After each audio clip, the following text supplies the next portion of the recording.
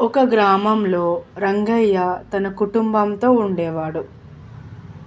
రంగయ్య చాలా పేదవాడు.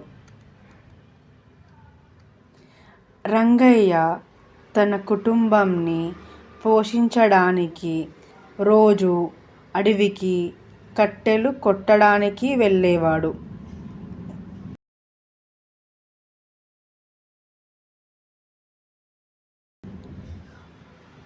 ఒకరోజు రోజులాగే అడవికి వెళ్ళి కట్టెలు కొడుతుండగా అడవిలో రంగయ్యకు ఒక వింత శబ్దం వినిపించింది.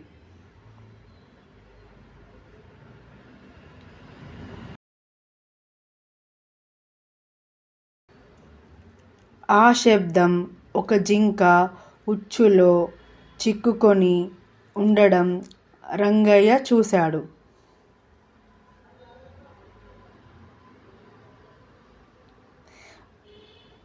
రంగయ్య వెంటనే ఆ జింకను వల నుండి రక్షించాడు.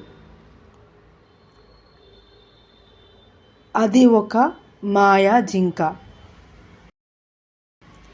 ఆ మాయా జింక తిరిగి రంగయ్య దగ్గరకు వచ్చింది. తనని రక్షించినందుకు రంగయ్యకు బహుమతిగా బంగారు నాణాలు ఇచ్చింది. రంగయ్య కుటుంబం ఆ బంగారు నాణాలు తీసుకొని చాలా సంతోషించారు. ఆ నాణాలతో రంగయ్య పొలం కొని వ్యవసాయం చేసుకుంటూ తన కుటుంబంతో జీవనం గడుపుతున్నారు.